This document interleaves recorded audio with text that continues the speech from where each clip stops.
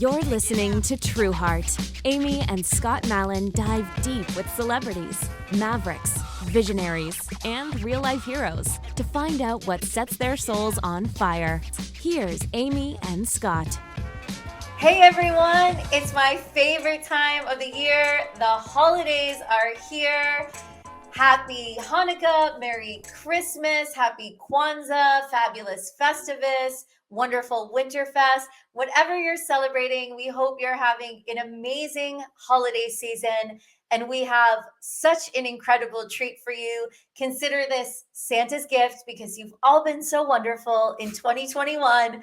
We are ending season 1 with an amazing, exciting guest. Scott, I'll let you say who Debbie it is. Gibson. Woo! And by the way, I have to say it's an amazing interview. It had nothing to do with me, obviously, but it was an incredible interview. I've known Debbie a little bit through Amy, but you'll just see what not only how incredibly talented she is, but what an amazing human being. Yeah, I'm so excited to be reunited, albeit virtually, with my friend of over 20 years, the one and only Princess of Pop, Debbie Gibson. And she's blessed the Trueheart podcast with so many gems of wisdom. And you don't want to miss it. But before we get into the chat with Deb, don't forget to subscribe to the podcast wherever podcasts are found. Head on over to YouTube for the full experience and leave us a 5-star rating and a great review. We would really appreciate it. And I just want to say, before we get into our interview, like I'm an 80s kid. I mean, born in the 70s, but really an 80s kid. And 80s music to me was always like the greatest decade of music that I've ever experienced. And maybe I'm a little partial because that's when I grew up, but I listened to 80s music in my car all the time.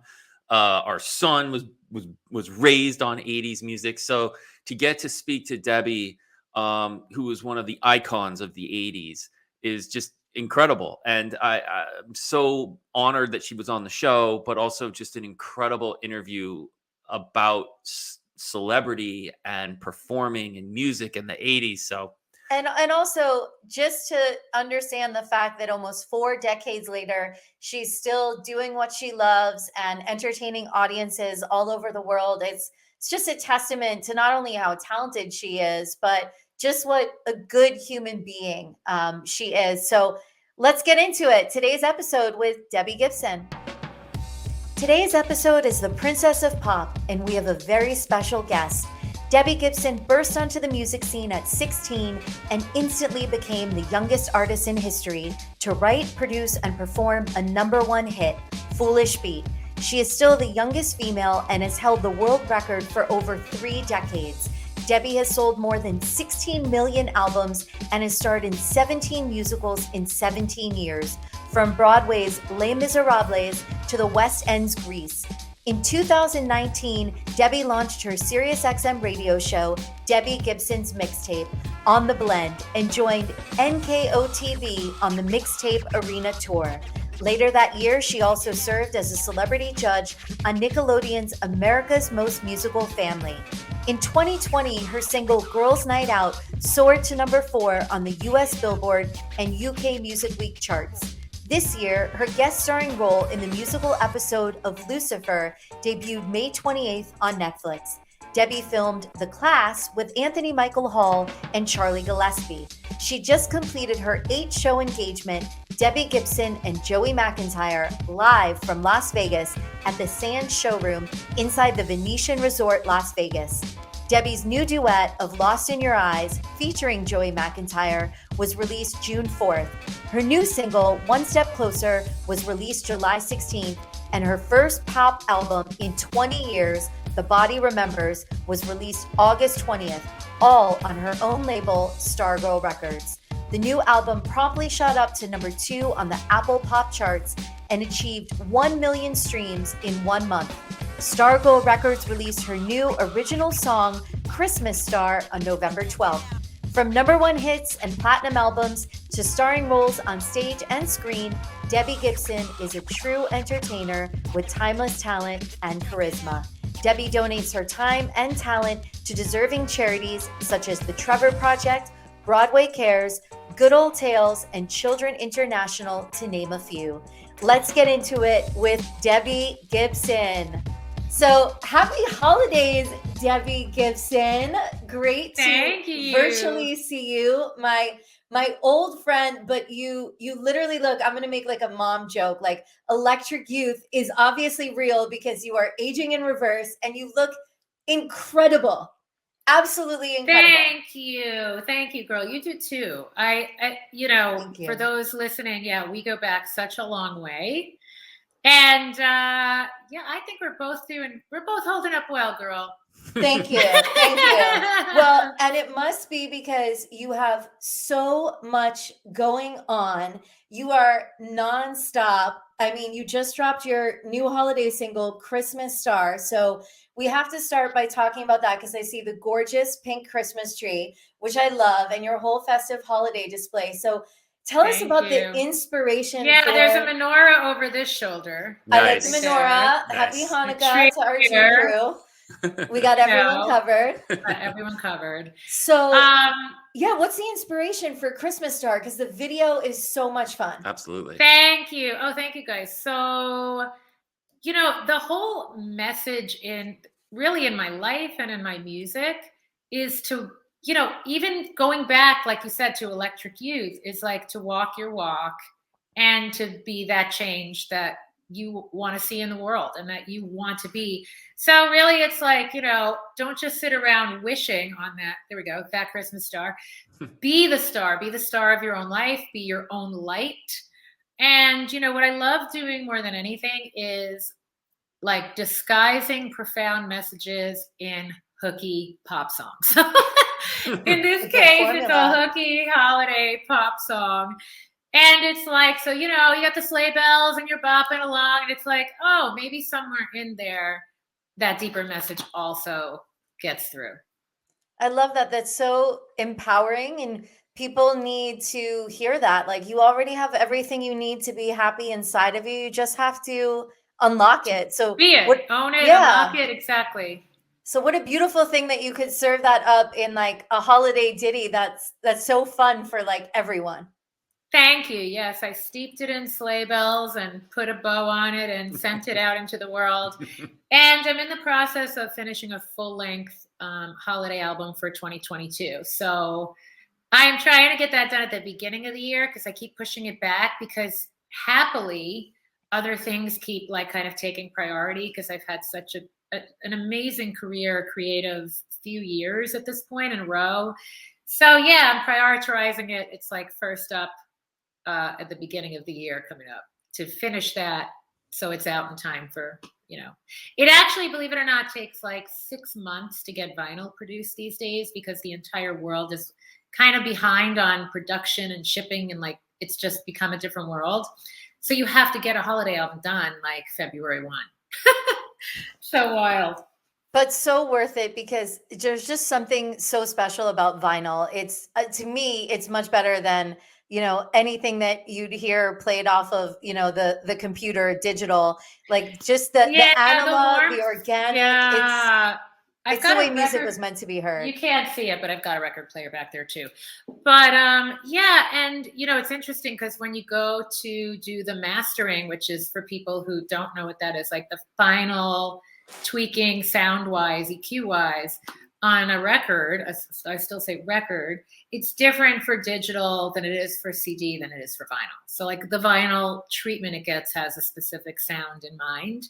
So yeah, it's really fun kind of being able to create for that genre, which is where my music debuted. You know, my music debuted on vinyl. And I remember that first, you know, I just celebrated the 35th anniversary of Only in My Dreams. And I remember that 12-inch, yes, the 12-inch vinyl single of, you know, for the clubs of Only in My Dreams showing up at my house in the mail and getting to hold it and play it. And it's such a thrill.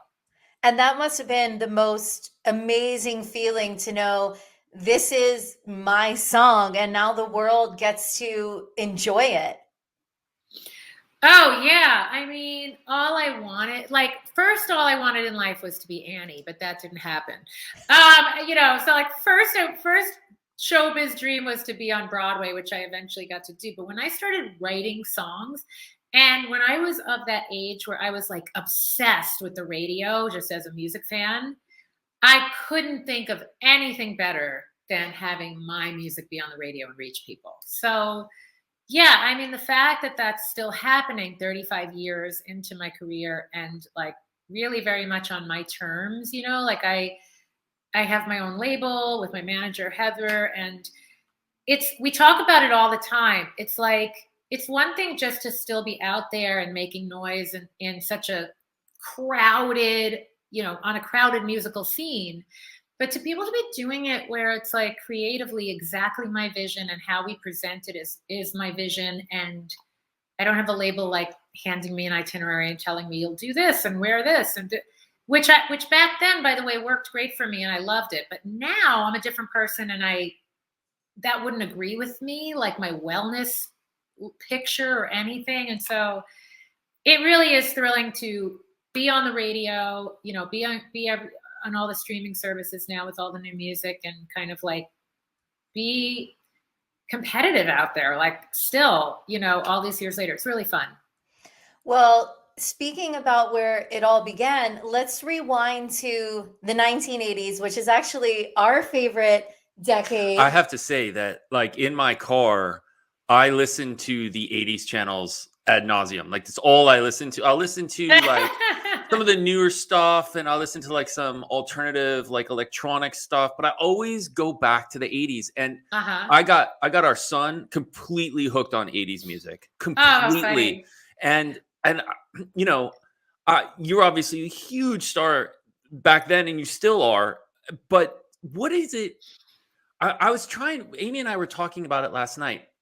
We're trying to figure out what it was about the 80s and just 80s music that made it kind of timeless and so happy, and just even now people just love the 80s and 80s music.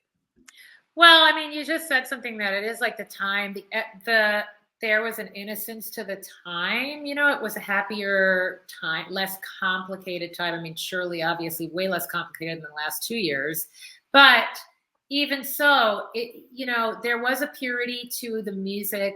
There was not yet auto-tune. Like, I love listening to that music where someone's singing like perpetually a hair sharp or leaning into a note. It's like a little under, but it's got a feeling about it. And I mean, it's interesting because now, like, how you hit the pitch of notes, it's like such a player in the band, like to the modern ear in music. But I try not to like perfect the soul out of the vocals, because that was one of the appeals back then. You know, you had Madonna, who I think is, you know, such a brilliant artist, but it was that raw ambition. And I think people heard and felt the raw ambition in all of the musical artists back then, you know, from rock to rap to dance.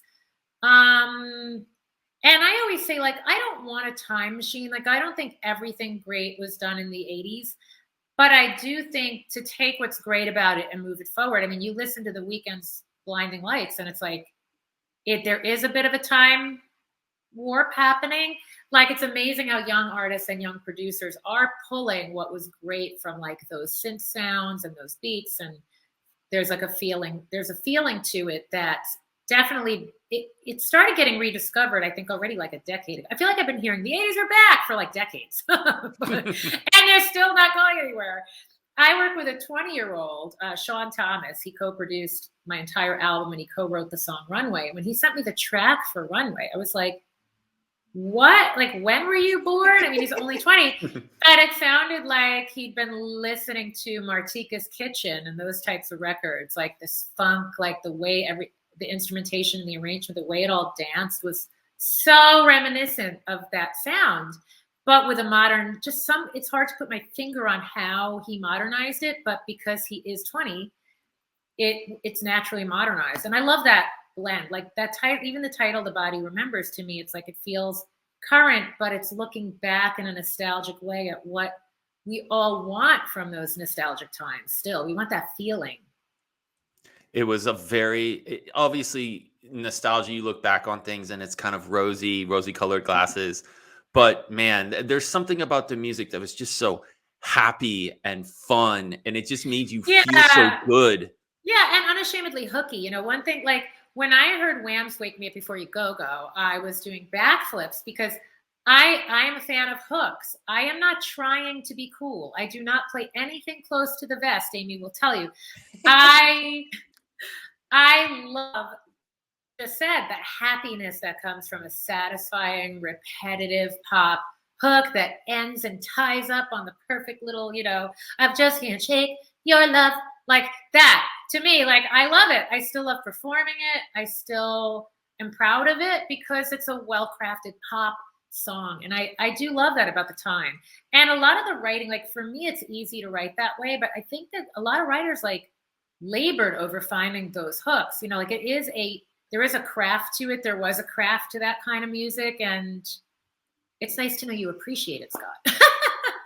Oh, I don't think I'm the only one. Oh but, my gosh, yeah. we both do. And speaking of the music, growing up in the 80s, I was obsessed with making mixtapes for all of my friends. So if you, Deb, were going to make a mixtape, what are the 5 songs that you have to include? Oh my God. Is this from the 80s? Yeah, in 80s. Oh, from the 80s. Okay, I know I'm going to give this answer and then want to change it 100 times. So I'll go off the top of my head. I mean, Wake Me Up Before You Go Go would definitely be on. Classic. I feel like Madonna's Crazy for You. Good song. Like, that's such a unique ballad for me. Oh my gosh. I'm going to go to my buddy Rick Astley and go with a little Never Gonna Give You Up.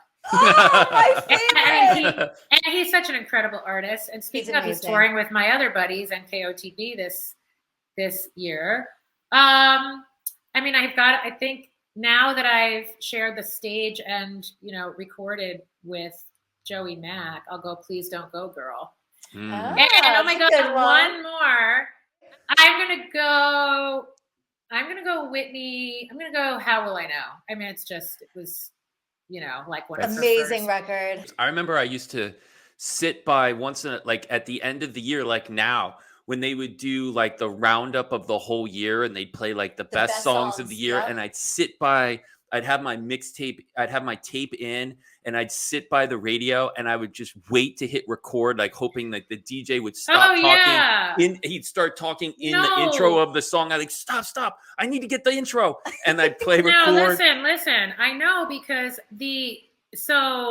like when Lost in Your Eyes came out, it was, like leaked, wink, wink, I'm sure, to PLJ or Z100, like one of those. And so they were like, it'd be like a WPLJ exclusive. And so like they would put that over so that for people taping, like another radio station was going to tape it and play it off a cassette, but that did cross people's minds. But yeah, so they would like watermark it essentially with like a voiceover. So God. Funny. Yeah. And I would try to get like clean songs, but it was next to impossible. And then I'd sit there at the end of the song and I'd try to get every last note out before the DJ would come in again. And then I'd have to have a little space, nothing happening, and then go to and wait for you didn't even know what the next song was going to be. So you still kind of had, do I go record? I don't know. It might be mine, but nowadays, a little easier nowadays. But back then you had to work for that mixtape.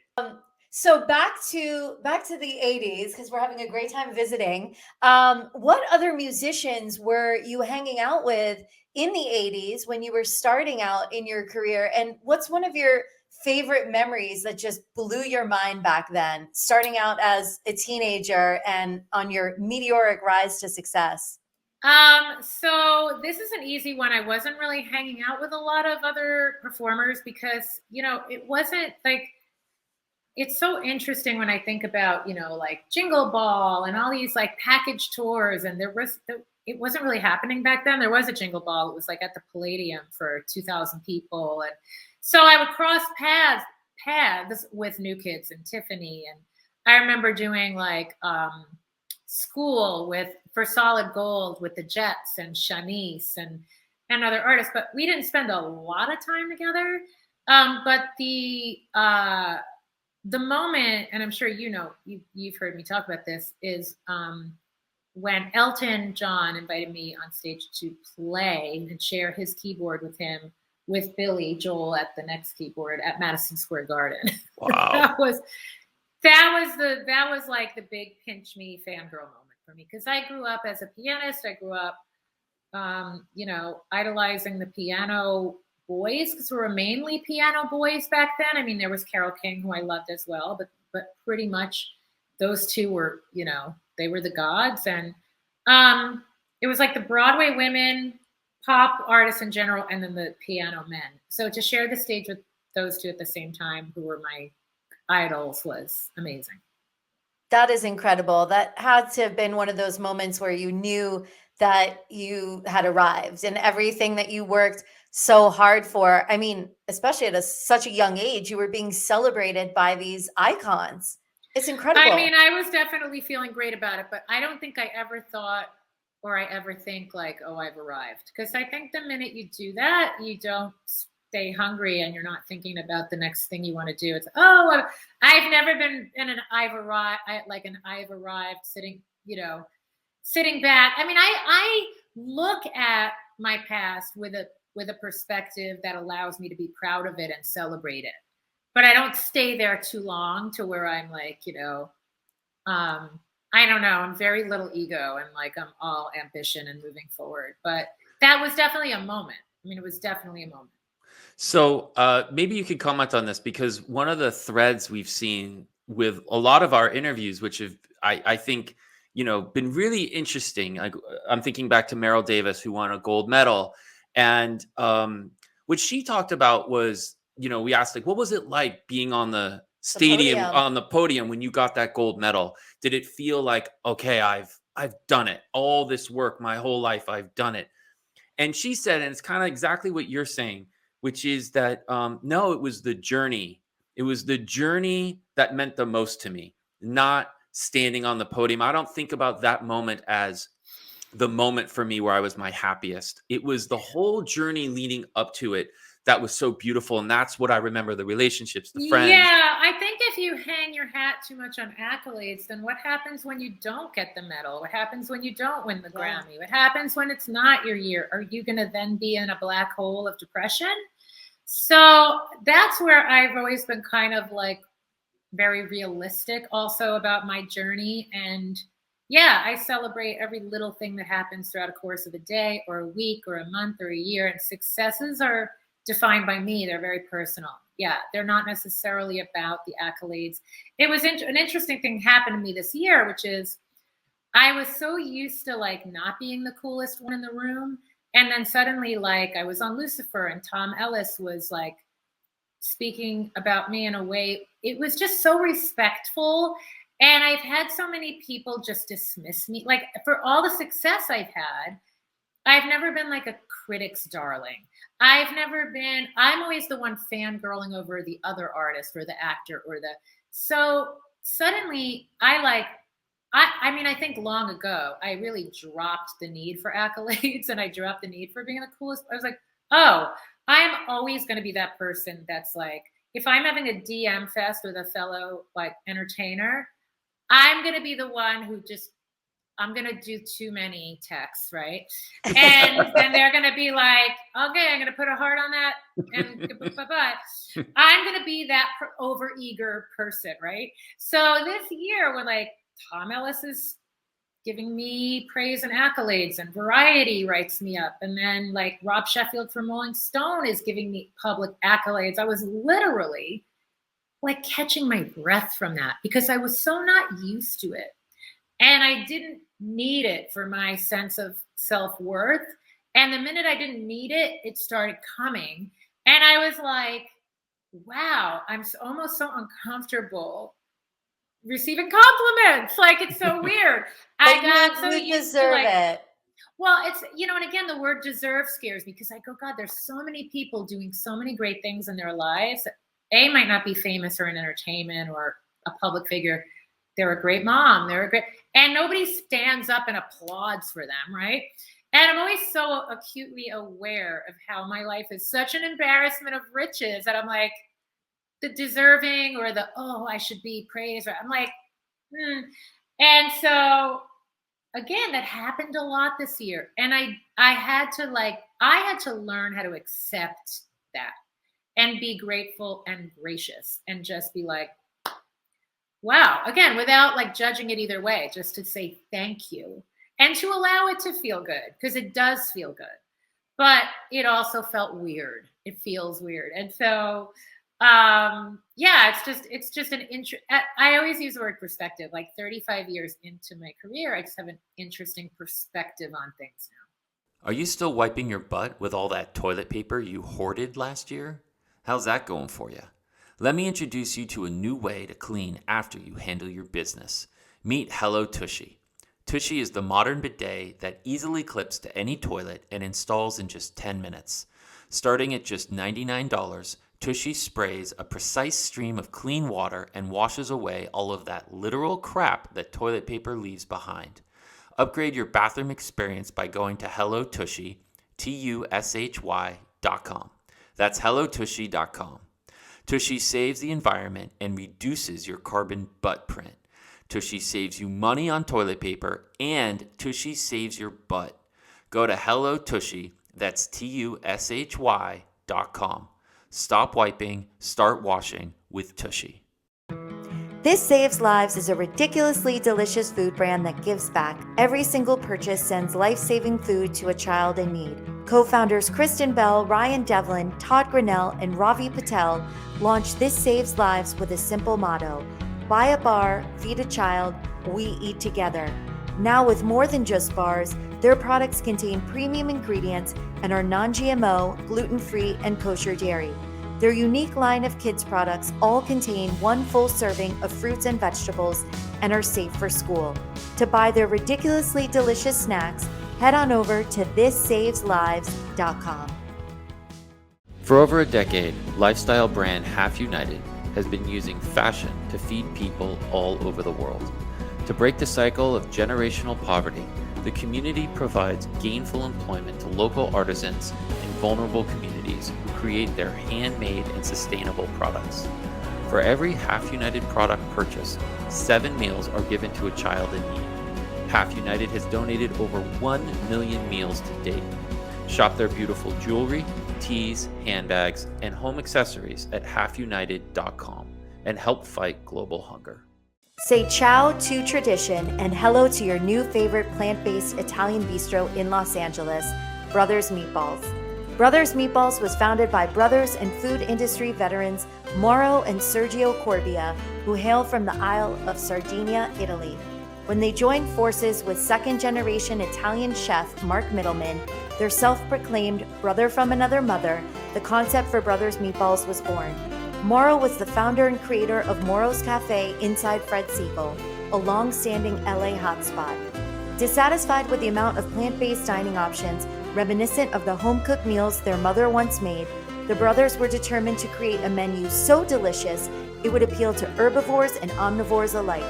Inspired by the food Mama so lovingly prepared for Sunday suppers, these meatballs are a modern take on a family classic. All menu items are 100% plant-based and made with Mama's secret ingredient, love. Angelinos can order lunch and dinner Wednesday through Sunday at brothersmeatballs.com. Well, I think knowing you for over 2 decades, Deb, you've always been so humble. And you're so incredibly talented, starting out as a teenager, writing and producing and performing your own music. There are obviously a lot of talented people who could put on a good show, but they're not an artist in the same way that you are. And you've dedicated so much of your life to honing your craft, and you put in the work, and you're also always kind. Every room you walk into, people leave smiling, and you give everyone the attention that they deserve and make them feel special. But it's all true. And I think that's why, almost 4 decades later, you're still here, performing to sold out audiences around the world, and doing television and film gigs and crossing over into all these exciting mediums, because people appreciate, Debbie Gibson, the human being. Your music brings people joy. That's very meaningful to me, and that's it's really true. That's all I ever want my legacy to be, is to, because that's kind of all there is, being kind to people. And the thing is, I don't I don't think of it like, oh, I'm going to go be, because it's so interesting because I've done interviews my whole life and I've been in therapy my whole life. I'm so self-aware. I heard Taylor Swift talking about this in one of her documentaries. It's like, it's very unnatural to be so self-aware. And so you can fall into this trap of like, oh, I'm going to now go be kind to that person, which is very condescending. Do you know what I mean? Like, Yeah. I always connect with, I'm a person, you're a person. Everybody has a story and everybody wants to be seen and everybody wants to be heard. And I am aware that if I'm somebody's favorite artist, that it carries weight and meaning for them to be seen and heard by me. So there's this dual thing going on, which is I just really love people and I want to interact with people and I want to hear their story. And I am aware that I could lift them up in a moment, or I could really disappoint them if I'm an idiot, you know, and the whole thing of like, well, celebrities and they have a bad day. That is true. But I do think public people have to always be aware that their actions carry so much weight, you know, one way or another. So like, if I'm in a crappy mood, I'm probably not going to interact with a bunch of people and inflict that on anybody or disappoint somebody or make them feel less than because I'm in a crappy mood. Because it is a responsibility being a public person. Your perspective is incredible. And, you know, I sometimes think about this, you know, fame, being a celebrity, it has so many advantages, you know, and so many people want to be famous and celebrity. You see, look at Instagram, everyone wants to be famous and, you know, whatever. But, you know, you've really been there and you're still there. And your perspective, but you know, hearing you talk about it, you realize how many pitfalls there are that come along with fame that people don't realize or talk about. And it seems like you have found kind of a secret formula for how to navigate that and kind of have a little bit of the best of both, where you can have the fame and the celebrity, but you can still be real and you can still connect with people without coming across, you know, like I'm more important than you. And that's amazing. That is an amazing thing that you've Thank been you. able to accomplish. I've prided myself on balance in my life. And I do think my mom and my dad, I mean, in particular, my mom really instilled that in me. You know, Amy, you know my mom quite well. And she encouraged me to stay in school, even though my hit record was happening and all that, because if that was the moment, I could have really lost touch with reality. And I didn't. And for better or worse, I got to see how amazing kids and teachers could be. I got to see how cruel people could be. I wasn't shielded from people and real life. And I think, you know, like the last decade or so, actually up until a few years ago, there was like the decade before that, you know, I still go through my health challenges and all kinds of crazy things. But that there was a whole, I'm going to say 10 to 15 years where I was living a whole lot of real life. And I went through every universal struggle known to man. And I think because of that, again, I get on a stage and what makes people pay money to see me is what I put into my craft and the fact that I'm vulnerable with them and I put it all out there. It's not because I'm this untouchable person, which I love. I love being in that role. And I would take any day of the week having less fame and less success, but being able to connect with people. And I just feel like the audience that has grown with me for all of these decades, my Deb heads, my diamond Deb heads, they've seen me through the ups, the downs, the twists, the turns, like I'm hot, I'm not, I'm in, I'm out, I'm on Broadway, I'm on the radio, I'm on that. And it's a journey, like what you guys were saying before. And it's this journey we've all taken together. And they've seen that I'm flawed. You know what I mean? Like, and so I think there's more of a celebration in the victorious moments for all. We get to all, like when The Body Remembers came out it's only like 4 months ago. It feels like a year ago, 4 months ago, or whenever, at end of August. And it was met with a great reception and high praise. And I was like cheering with my audience. Like I wasn't cheering for myself. I was like, look guys, we've all done it. Like we've hit some other pinnacle together. And it's such a great, that sense of community is so great. And when I see my fans becoming friends with each other and lifting each other up, like I jokingly say I stalk my audience on social media. And I see when, like, you know, I know somebody's, you know, got several jobs and he's the first one to like send people, like buy people new merch that might not be able to afford it. And I'm like, but how do you afford it? You're working like 3 shifts and you're sending, and it's just amazing to see them like lifting each other up and that they connected. I feel like a kind of a silent matchmaker. I didn't do anything, but just through the power of music and this community that has been formed through my music, they're their own family. And I'm like watching them interact. And it's such an unbelievable byproduct of me just doing what I love to do that I never gave a conscious thought to. And I've just watched it unfold. And it's so, so thrilling. Well, and being that you guys are like, you know, you're humanitarians and you're community people. So you get that. Totally get it. And I've seen it, Deb, with you in, you know, cities across the country with how your fans connect with you. And, you know, one of the things that I'll always remember is when we did the parties in South Beach for Winter Music Conference for the MYOB album.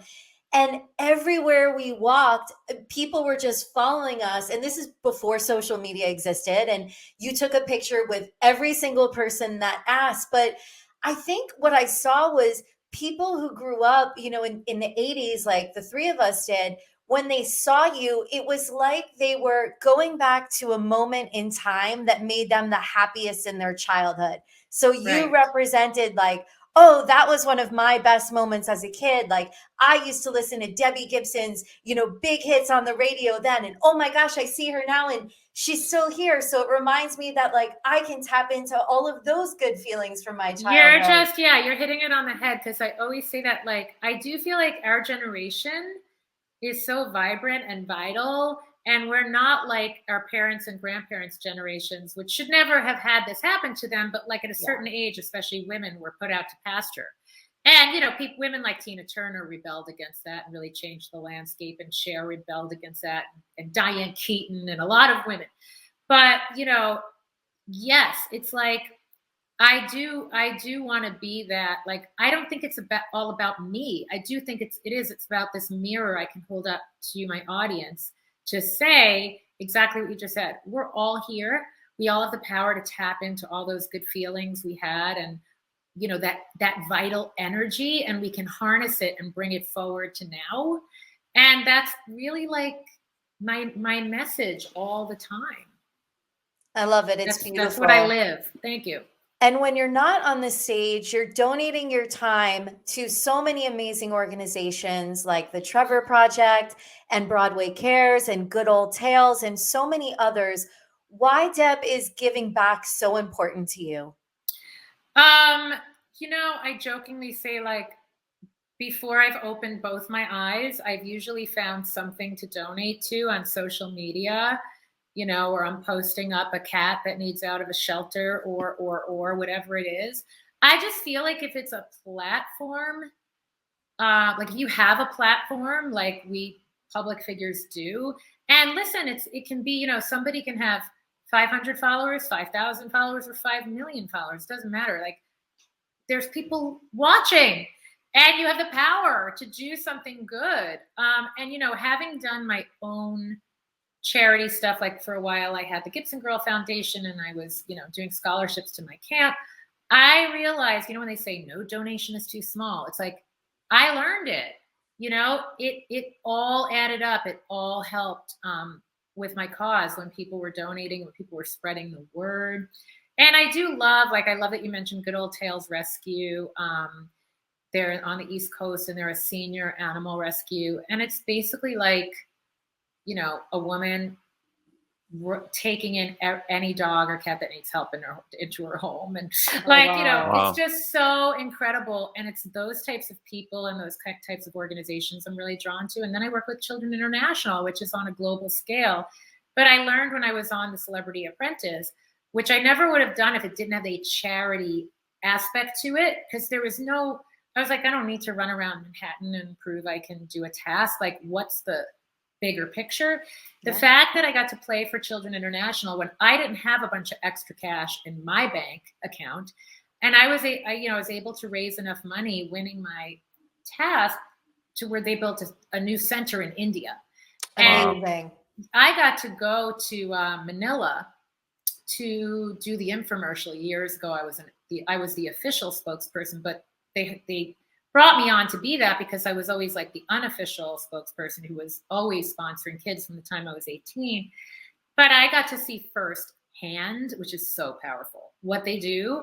And, to go to their center and to meet the kids, and then to go see the flip side of it, the kids who have not been helped yet, who were living in graveyards and dump sites and hiking up, dump sites with broken glass, and their feet were bleeding, and it was to collect bottles to make a nickel.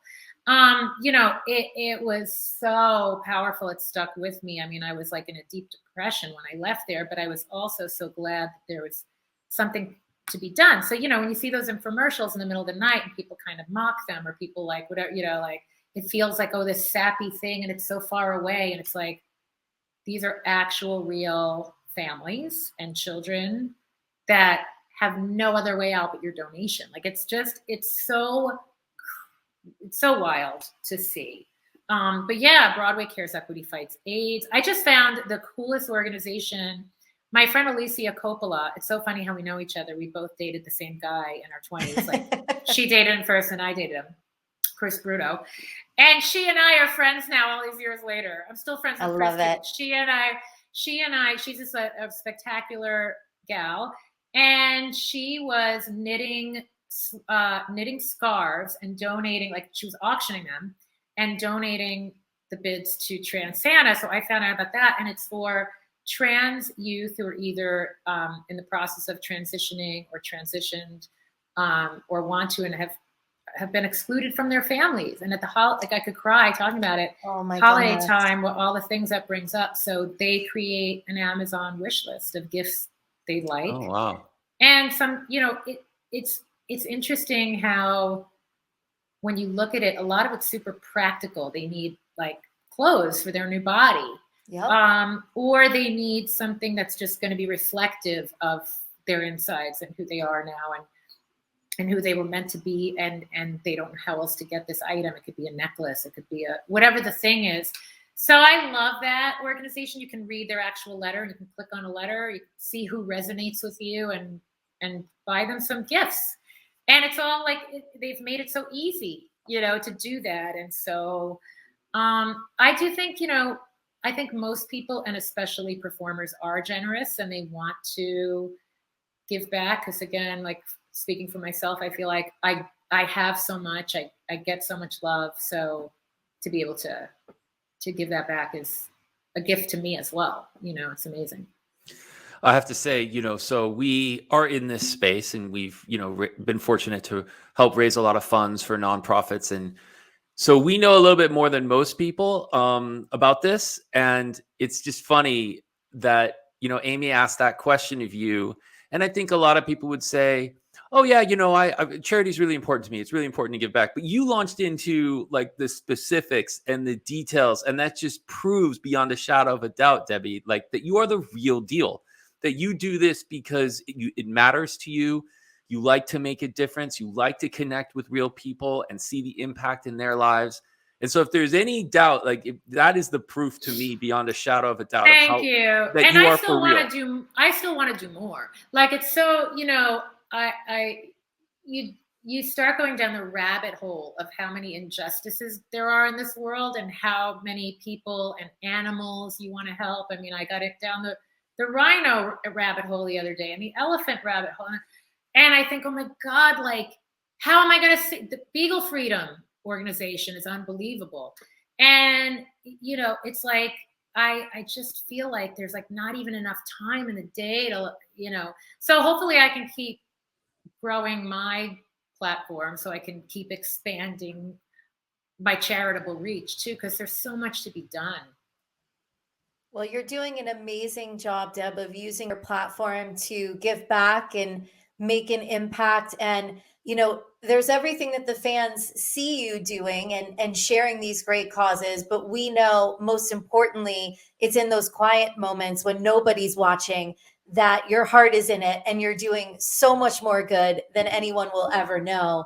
And that's proof positive by, you know, how much you care about these causes and how deeply you look into them. And you want to make sure that your time and your energy and your effort is making the biggest impact possible. So for our final question, we'll ask you something we ask all of our fabulous guests on the Trueheart podcast. What sets your soul on fire, Deb?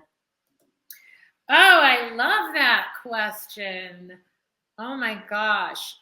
What sets my soul on fire?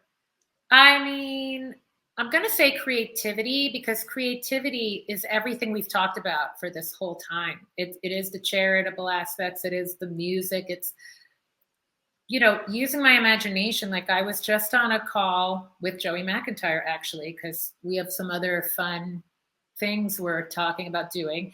And I said to him, like a half hour into the call, I was like, oh my God, my adrenaline, it's going. It's exactly what you said. It's like lights my soul on fire. I go, my God, my adrenaline's going like so crazy because I'm so excited about these ideas. I just think ideas, new ideas and creativity. That's awesome, because beautiful. Yeah, you're putting out all of this goodness into the universe and then inspiring and empowering other people to unlock their gifts, because we all have something special and unique to offer. It's just a matter of realizing that it's there and it exists, and then sharing it with the world and celebrating that. 1,000%. I mean, on my album, you know, Runway, Legendary, those songs speak to that. I mean, Runway is your life's a runway and you're the star. It's the Christmas star message in pop form.